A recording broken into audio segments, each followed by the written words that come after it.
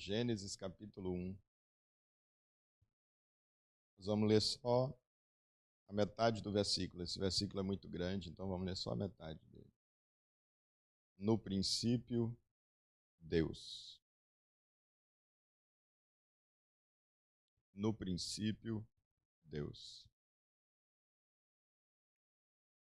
No princípio, Deus.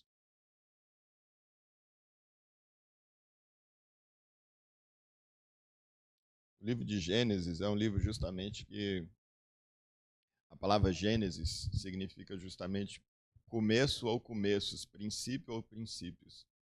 Ele dá essa ideia, o livro justamente dá essa ideia, tanto de o começo de todas as coisas, como também do princípio, a ideia de princípios que se extrai aqui, da criação, do início da humanidade, do começo de toda a obra de Deus em relação à humanidade.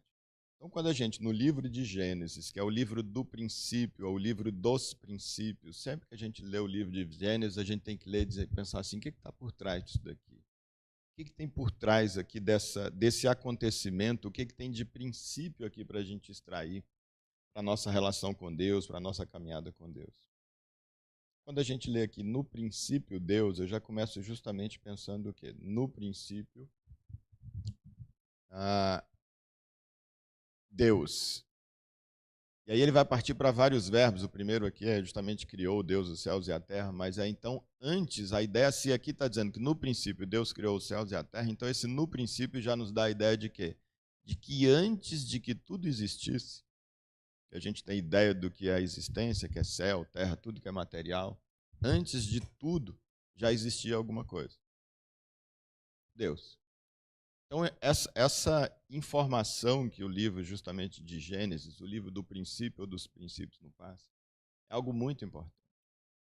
Do ponto de vista do tempo e do espaço, antes da criação do tempo, porque o tempo também está sendo criado aqui, é a partir dele criar os luminares, a diferença de dia e noite, ele diz para que haja então a diferença de dias e dias, o próprio tempo vai ser criado aqui.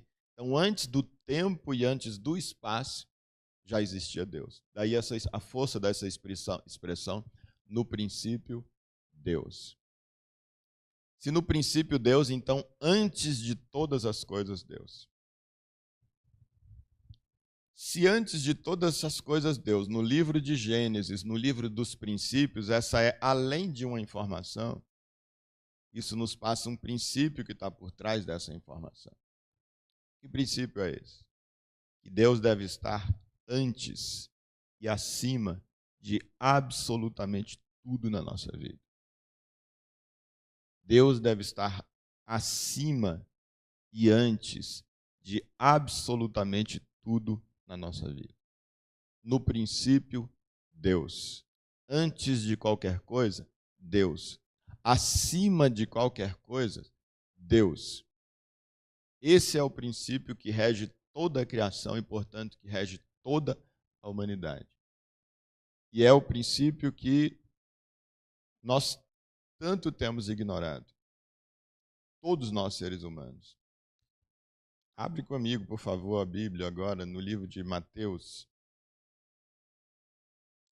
Mas antes aí de Mateus, eu acho legal como justamente João, você vê ali é o primeiro livro do Velho Testamento, né? Se a gente vai ver aqui no livro de João, vou tentar ler sem óculos aqui. Deixa eu pegar. Capítulo 1. Então, veja que João aqui é um dos evangelhos, né, que está trazendo justamente como sendo aqui a ideia do primeiro livro aqui do Novo Testamento, da Nova Aliança. Você tem então o primeiro versículo, o primeiro capítulo, a primeira expressão que tem no Velho Testamento lá, quando vai fazer a narrativa ali, é o quê? No princípio, Deus. E aqui, o capítulo 1, então, do livro de João, o Evangelho segundo João, João era um dos apóstolos que andou com Jesus, e era aquele apóstolo mais chegado, né? Daquelas dezenas de discípulos, você tinha ali 12 discípulos, que eram os apóstolos, que eram os mais próximos de Jesus. Desses 12, você tinha 3 mais chegados, e desses 3 mais chegados, João era o mais chegado de todos. eu vejo como o livro de João ele diferencia dos demais evangelhos. Você vê que os outros, normalmente, eles vão contar coisas diferentes, quando repete é bem parecido. Eles narram muito mais a coisa do ponto de vista do acontecimento, da exterioricidade. E João ele vai muito mais justamente na essência, para mim, justamente por ter sido esse que era mais próximo de Jesus, era aquele que se recostava no peito de Jesus. Então ele conseguiu apreender muito mais a essência dos acontecimentos e das palavras de Jesus. E normalmente ali os evangelhos, 2 dos evangelhos, por exemplo, vai começar as narrativas o quê? Dizendo da genealogia. Olha, eu vou começar aqui a narrar sobre Jesus, então eu começo por onde? Eu vou começar sobre genealogia. Fulano gerou Beltrano, Beltrano gerou Cicrano, etc., até chegar em Jesus. João começa exatamente como? No princípio, Jesus. Não, está escrito aí, no princípio era a palavra de Deus. A palavra, e a palavra estava com Deus. Mas se você vai ver lá no versículo 3 de Gênesis, ali é justamente essa palavra, era Jesus, que é um com o Pai. Diz que, e disse Deus, haja luz, e a palavra de Deus diz que Jesus era justamente essa palavra criadora sem a qual nada do que foi feito teria sido feito. Então, justamente, João está apresentando aqui, lá começa com foco na primeira pessoa da Trindade, que é Deus. Primeiro versículo, a primeira metade do versículo, o foco ali é Deus, a primeira pessoa na Trindade, e vem João aqui na Nova Aliança, e o foco dele é justamente também aqui no princípio, antes de tudo, acima de tudo, antes de qualquer coisa e acima de toda coisa, Jesus. Ele vai, veja que a palavra aí está com P maiúsculo, né? Não é uma palavra qualquer. No princípio era a palavra, e a palavra com P maiúsculo, ou o verbo, né? Em algumas das traduções vai estar aí o verbo, é verbo com V maiúsculo, estava com Deus, e o verbo, a palavra, era Deus. Então está justamente dizendo que esse de quem ele está falando aqui é o próprio Jesus. E diz que ele, a palavra, estava no princípio com Deus. E diz, todas as coisas foram criadas através dele. Dele quem? Desse verbo ou dessa palavra. E sem ele ou sem essa palavra, esse verbo, nada do que existe teria sido feito. Ele está falando dessa palavra do versículo 3 lá que ele começa a dizer, e disse Deus, haja. E depois continua, haja isso, haja aquilo outro, e tudo foi existindo. Jesus era essa palavra criadora. E aí então João apresenta Jesus dizendo justamente, lembra lá no princípio? Lembra antes de tudo acontecer? Não tinha aquela palavra que ia criando tudo, a palavra como aquele poder de Deus que tudo criava? Então, sabe aquela palavra? Ela virou carne. E ela habitou entre a gente. Ela tomou forma de gente, nasceu na barriga de uma mulher virgem, andou aqui, teve a infância, teve a adolescência, teve a juventude, andou no meio da gente, pregou para as pessoas, curou as pessoas, ensinou um monte de coisa para a gente. Essa palavra encarnou e andou e viveu entre a gente. Olha que coisa extraordinária. Então, novamente, no princípio, Deus, agora na pessoa de Jesus, que sendo um com Deus, Pai, Jesus é também Deus. E aí, Mateus capítulo 10, deixa eu ver a partir de onde a gente lê aqui. Vamos ler a partir de 27, embora a ênfase minha vai ser um pouco mais adiante.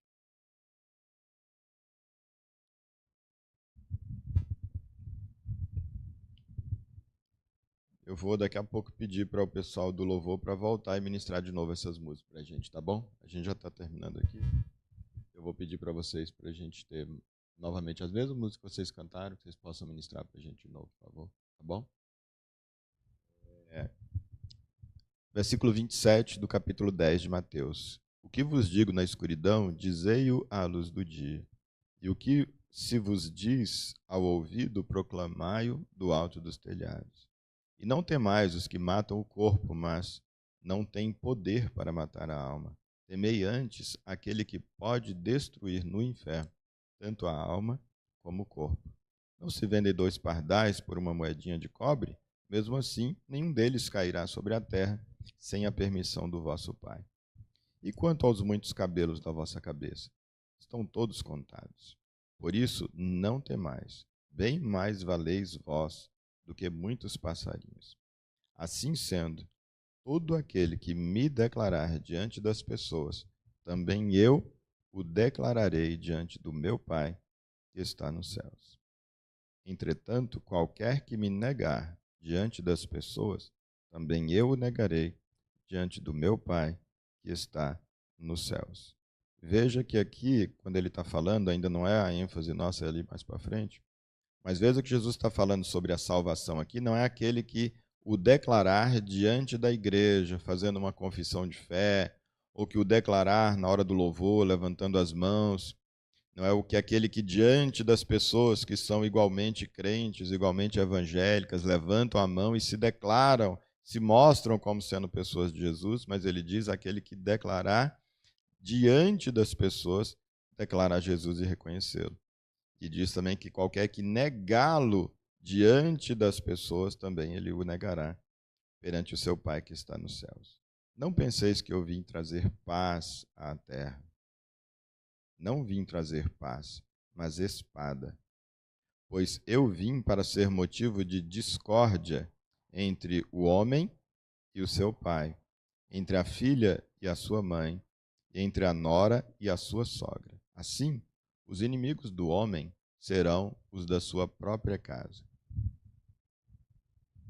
Quem ama, aqui a ênfase minha justamente no versículo 37 aqui, a partir do 37. Quem ama seu pai ou a sua mãe mais do que a mim, não é digno de mim. E quem ama o filho ou a filha mais do que a mim, não é digno de mim. E aquele que não toma a sua cruz e não me segue, também não é digno de mim. Quem encontra a sua vida, a perderá. E quem perde a vida por minha causa, a achará.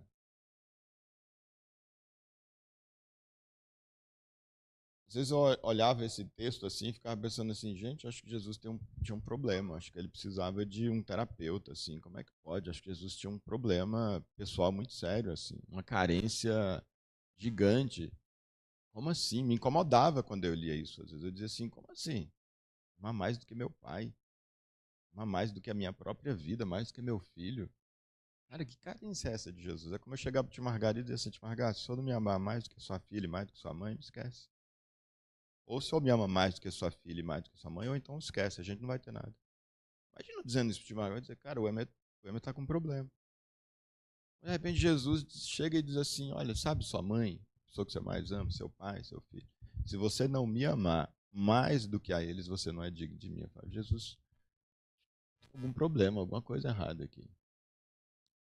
Mas é justamente o amor dele por nós é que faz isso. Por quê? Não é por causa de uma carência dele que ele diz para a gente que se a gente não amá-lo acima de tudo isso, nós não somos dignos dele. Que a relação não vai acontecer. Que ele não vai se entregar para a gente, tudo bom, Tio? Ele não vai se entregar para a gente nessa relação. Na verdade, ele só faz isso porque ele sabe que nós é quem precisamos colocar em primeiro lugar para que verdadeiramente nós sejamos estabilizados, para que a gente seja constante. Porque se eu colocar o meu amor primeiro na minha esposa, e aí o que acontece se ela me abandonar? Se eu colocar o meu amor primeiro no meu filho, o que acontece depois que ele casar e for embora? Se eu colocar o meu amor primeiro na minha própria vida, o que vai acontecer quando eu perder minha saúde e tudo indicar que eu estou quase morrendo? Seja por uma doença, seja porque a idade está se avançando. Qualquer coisa, por mais nobre, mais especial que seja, o ministério, se eu colocar o meu amor no ministério, trabalho missionário, no pastoreio, aí se as coisas não acontecerem, e se começarem a deixar de acontecer, e se de todo jeito alguém de repente vem e está tomando o ministério da minha mão, e se eu estou acabando a minha vida e o ministério vai acabar também junto, você então começa a entrar em parafuso, você começa a entrar em depressão, você começa a entrar em pânico, você fica instável se o especial, aquele a quem você devota o principal lugar na sua vida, aquilo ou aquele a quem você, que você coloca no primeiro lugar na sua vida, for qualquer coisa ou qualquer pessoa, se não for Deus. Por isso o princípio precisa ser aplicado. No princípio, Deus. No princípio, a nova aliança, Jesus. Acima de todas as coisas e acima de qualquer coisa, Deus. Antes de qualquer coisa, absolutamente qualquer coisa, Jesus. Para o bem da gente, ele diz assim: eu não vou enganar vocês. Se não for desse jeito, não venha. Espera, continua frio. Porque se você vier e ficarem te enganando como se você estivesse, você vai ficar morno. Vai continuar não me tendo, porque eu não vou me entregar para a relação pelas metades, para o seu bem. E aí você vai pensar que está, mas não estando. Então ele diz, não vem. Deixa quando você realmente dizer assim, eu preciso de Deus mais do que qualquer coisa. Eu preciso de Jesus mais do que qualquer coisa. Aí vem. Nessa hora você vai estar pronto para a relação comigo. Porque sendo Deus antes de tudo, acima de tudo, sendo Jesus antes de tudo e acima de tudo, sendo eles a base e a estrutura de absolutamente todas as coisas, Jesus e Deus são o único absoluto que existe. Tudo que existe, existe nele. Tudo que tentar existir fora dele não vai ter raiz, não vai ter substância, não vai ter estabilidade. E vai realmente viver oscilando, e não vai funcionar. Agora, quando a gente finca os nossos pés em Jesus, quando a gente pega o nosso coração e coloca, entrega para Jesus e diz assim, Jesus, toma o meu coração. O primeiro lugar na minha vida é o Senhor. Eu amo a minha esposa, eu amo meu marido, eu amo meu filho, eu amo minha mãe, eu amo meu tio, eu amo todo mundo. Mas o Senhor é o primeiro na minha vida. Todo o resto vai ter que girar em torno do Senhor. Todo o resto vai ter que girar em torno do seu propósito para mim, do que o Senhor diz que é melhor para mim, das suas orientações para mim, do teu ensino para mim, das prioridades que o Senhor estabelece para a minha vida. Aí as coisas vão começar a realmente funcionar na vida da gente. E a gente vai então ficar estável. Aí é como justamente Jesus diz, não tenham medo, como ele diz nesse texto, daquele que pode apenas tirar a vida de vocês. Quando e na medida em que a gente coloca Deus em primeiro lugar e coloca Jesus em primeiro lugar, a gente vai cada vez mais caminhando no sentido desse lugar, que é o lugar onde nada nos atinge, não é aquela piadinha de o que vem de baixo não me atinge, fala, então senta no formigueiro, né? Aquela piadinha não. Mas, de fato, a gente estando em Deus, alicerçado em Deus, o nosso coração estando em Jesus, ele vai nos levando ao longo da caminhada para um lugar mais alto, onde nós ficamos inatingíveis. Aquilo de fato que nós somos, o que de fato importa em nós, fica inatingível. Aí você pode perder o marido, você pode perder a esposa, você pode perder o filho, você pode perder o pai, você pode perder o emprego, você pode perder a saúde, você pode perder a reputação, você pode perder os seus bens, você pode perder absolutamente tudo e não terá perdido absolutamente nada, porque o seu tudo é Jesus, porque o seu tudo é Deus. E Deus e Jesus, nunca ninguém pode tirar isso da gente. Como Paulo vai dizer, nada, absolutamente nada pode nos afastar de Jesus. Nada pode nos separar do amor de Deus que está em Jesus Cristo.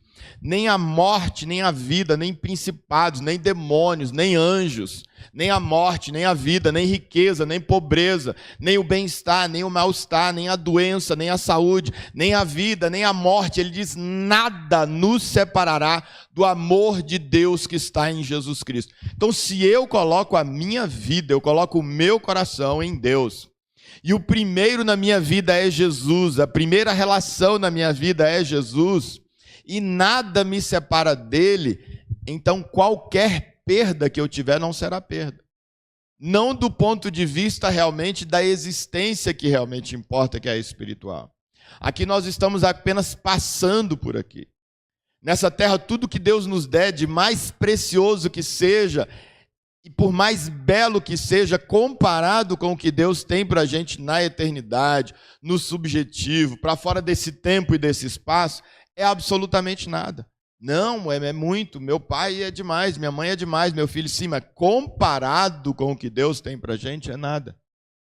De maneira que se você perde, nossa, eu tinha tudo para viver mais 40 anos com meu filho, com a minha filha, com meu pai, com meu marido, com a minha esposa, e eu perdi isso. Esses 40 anos de perda não é nada comparado com o que Deus tem para você e para mim. É como uma gota no oceano.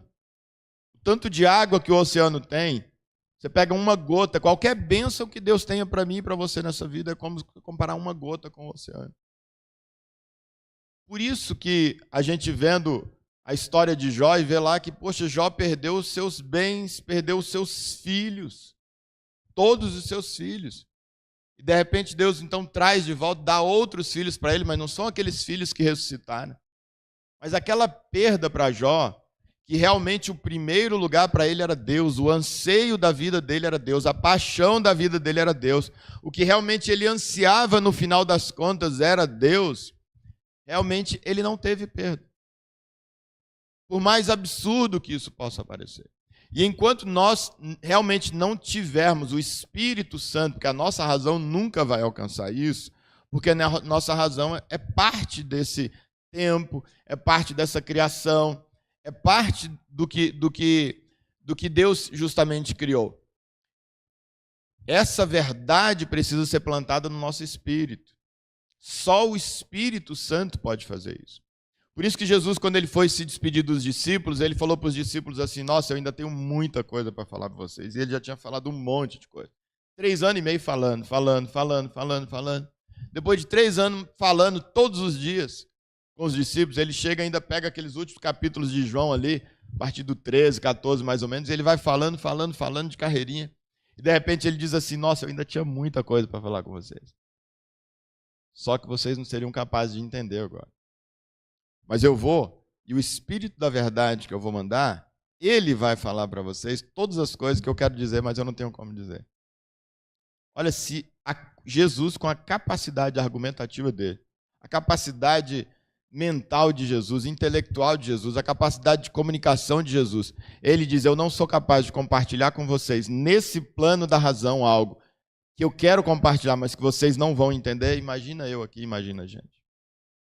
Por quê? Porque essa verdade, ela só pode ser plantada no coração. É como eu falei há uns 3 domingos atrás. A Bíblia diz o quê? Que a letra mata.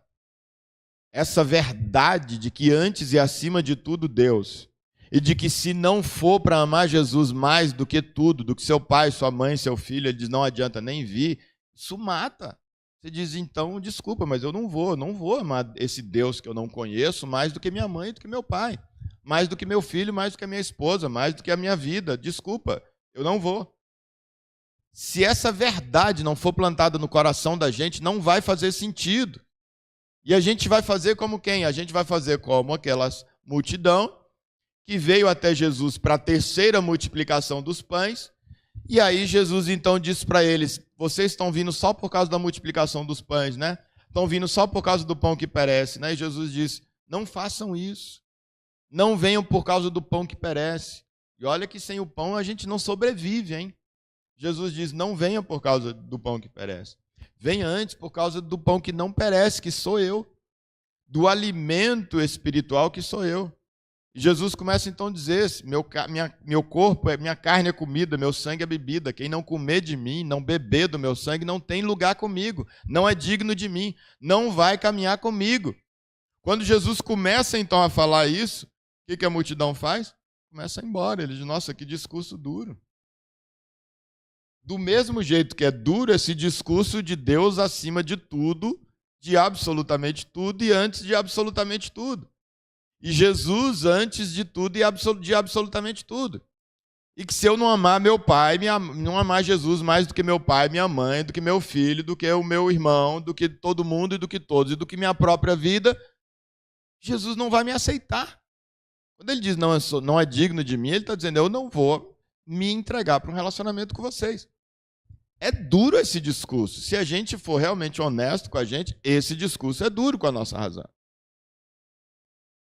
E aí, então, aquele discurso duro para os discípulos, para os discípulos em geral, para a multidão, vai todo mundo embora, chega para os 12 discípulos, e o que que Jesus vira para eles e diz o quê? E vocês? Vocês ficaram? Vocês não vão também? Jesus está dizendo, se for necessário eu mudar o discurso para vocês ficarem, pode ir também. E aí Pedro, então, inspirado pelo Espírito Santo ali, e baseado também na sua própria, na verdade, muito mais na sua própria vivência, até do que a inspiração, ali já era uma experiência dele, ele vai dizer o quê? Para onde? Para onde? No mesmo lugar que a multidão foi, para sua casa, para o seu trabalho, para o seu comércio, para a mamãe, para o papai, para a pescaria de onde ele saiu. Para onde? Só que nenhum desses lugares mais para Pedro era uma opção. Por que nenhum desses lugares era mais uma opção para Pedro? Porque ele já havia colocado Deus nesse lugar, acima de tudo e de todos. Ele já tinha colocado Jesus acima de absolutamente tudo. Ele entendeu o discurso? Certamente não. Pedro não tinha também, naquele momento, sem o Espírito Santo, ele não tinha condições de ter também entendido aquele discurso de Jesus de quem não comer da minha carne e não beber do meu sangue, não tem parte comigo. Acha que Pedro, àquela altura do campeonato, entendeu isso? Não entendeu. Ele não tinha ainda o Espírito Santo para entender.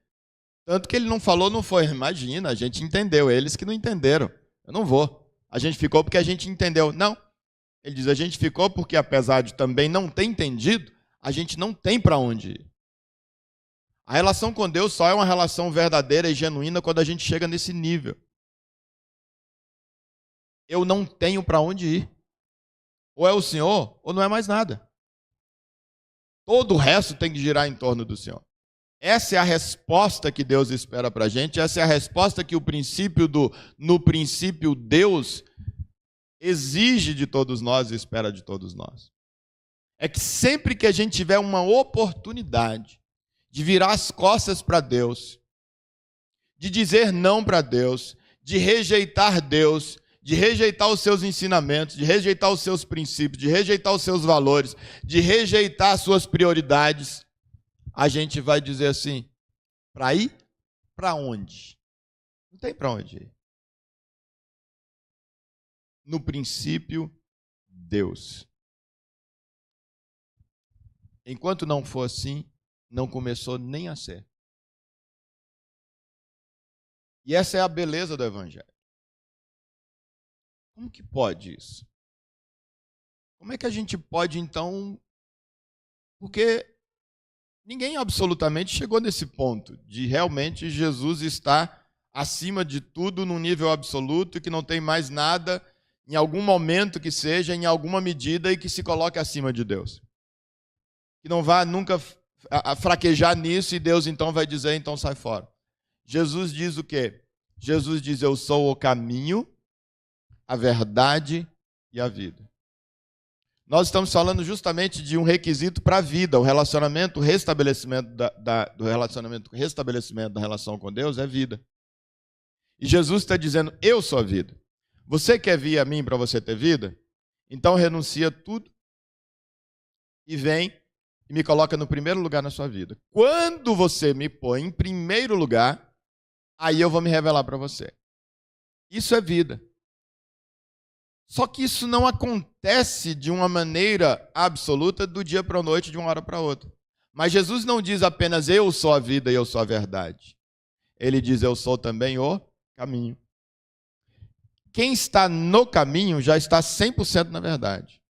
Quem está no caminho, por mais que ainda começou a trilhar e tem zilhões de quilômetros para poder caminhar nessa caminhada, trilhar nessa caminhada, avançar e crescer nessa caminhada, mas se você deu o primeiro passozinho, você já está na verdade na vida.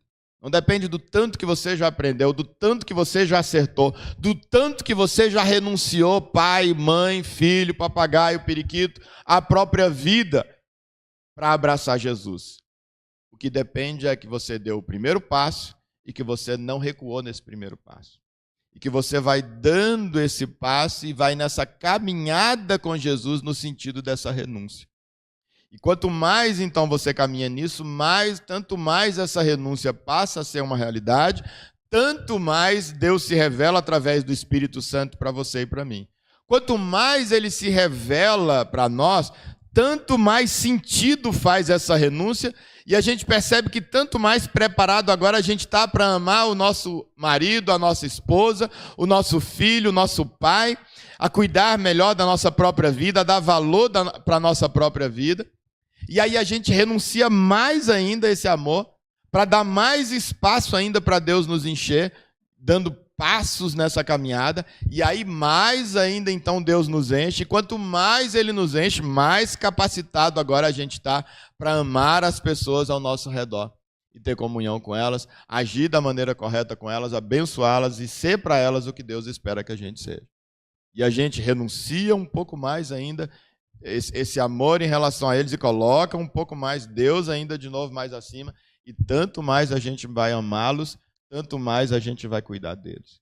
Se a gente faz esse movimento, não tem perda para o pai, não tem perda para a mãe, não tem perda para o filho, não tem perda para mim, como ele falou, quem perder a própria vida por amor de mim, acha lá.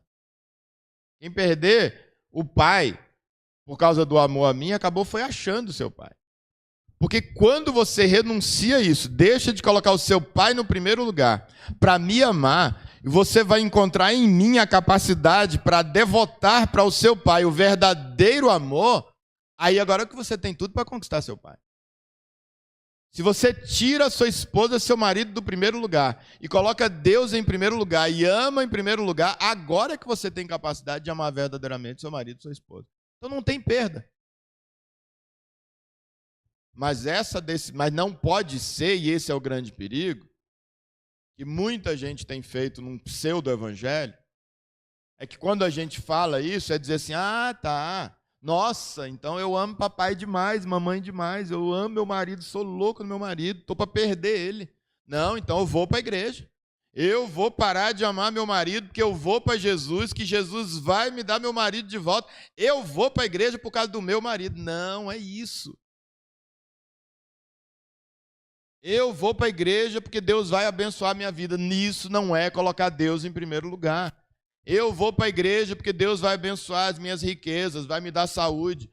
É promessa da palavra de Deus? É, mas é promessa não para barganha, é promessa como um resultado natural do que normalmente acontece na vida das pessoas que colocam sua vida em Deus.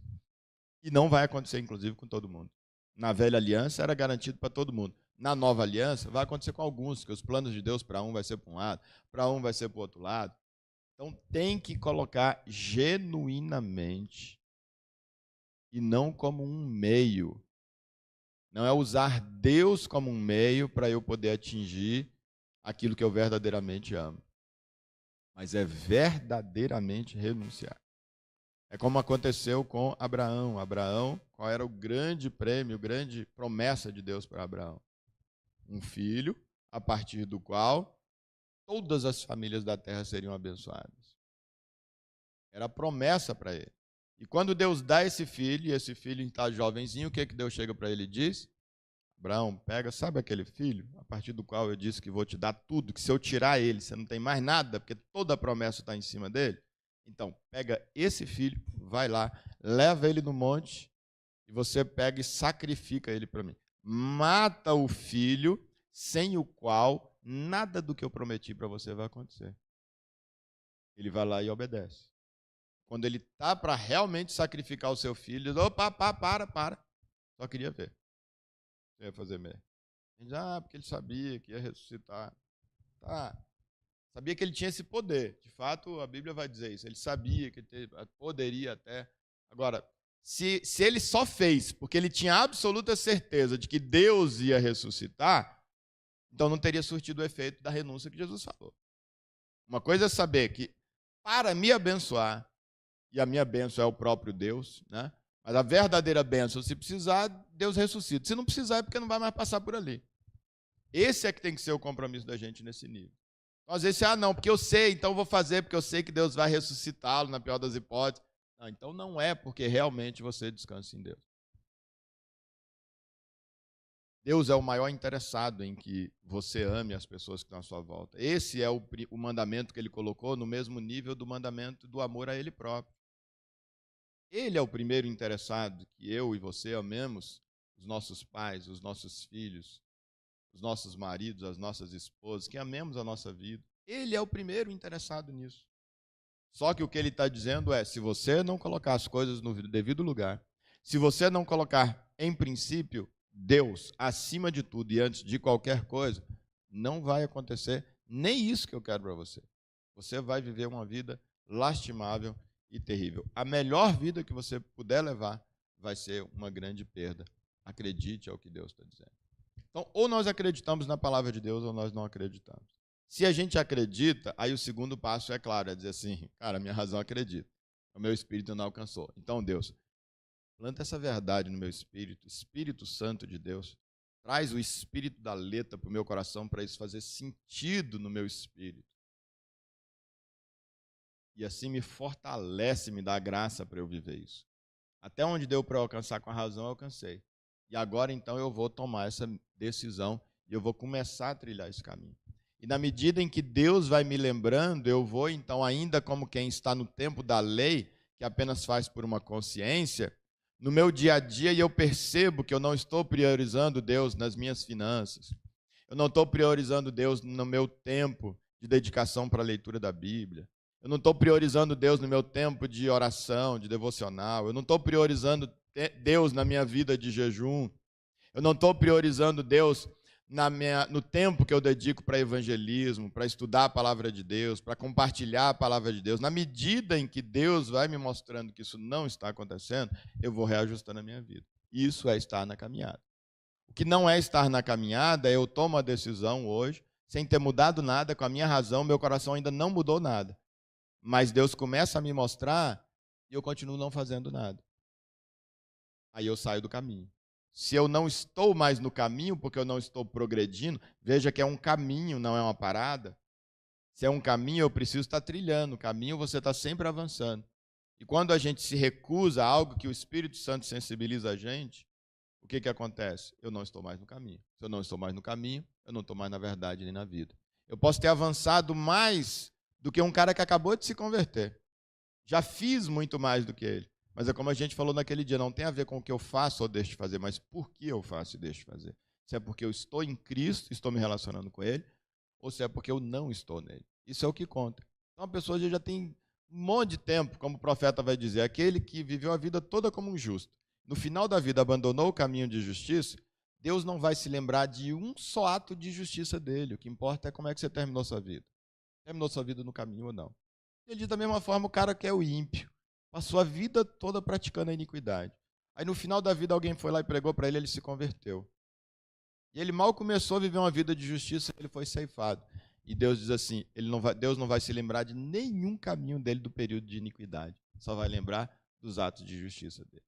Então a questão é, eu estou no caminho e eu não saio do caminho. Não interessa o quanto eu já caminhei, se foi pouco ou se foi muito, é eu não abandonar. Mais feliz aqueles que já caminharam muito, porque já começaram a usufruir muito. A gente pensa assim, com a nossa mente carnal e equivocada, a gente pensa, puxa, feliz aquele que só se converteu no final da vida, né? Deu para viver a vida legal na bagaça, usar o dinheiro do jeito que queria, viver a vida com a irresponsabilidade que queria. Nossa, Deus, eu não, acabei me convertendo cedo, agora tem que ficar essa vida regrada, né? É a nossa mentalidade carnal, porque o que a gente só consegue, como Paulo vai dizer, o homem carnal, ele olha, ele tem os pensamentos inclinados para a carne e ele então só discerne dessa forma. E aí a gente pensa que justamente só as coisas que a carne nos traz é que são os verdadeiros prazeres. Mas na medida em que você trilha, você vai percebendo prazeres muito maiores do que os prazeres que a carne nos proporciona. Prazeres espirituais, prazeres na renúncia ao pecado, que você diz, nossa, esse prazer, literalmente, que eu senti por ter renunciado ao pecado foi mais prazeroso do que o prazer que o pecado me traria, sendo que ainda depois do pecado, ainda ia trazer um monte de consequência ruim. Então, não é verdade que é mais feliz alguém que, como aquele ladrão da cruz, se converte nos 47, na prorrogação do segundo tempo, e não precisou fazer nada e já está salvo. Não, não é. Porque ele viveu uma vida miserável aqui, ele podia já começar a experimentar a vida abundante aqui na Terra. E nós temos a oportunidade de já começarmos a viver essa vida abundante entregando hoje para Jesus e dizendo, em princípio, Deus. E dizendo, Deus, o Senhor e Jesus em primeiro lugar na minha vida. Esse é o convite que eu faço para você, meu irmão e minha irmã, nessa noite e a partir dessa noite.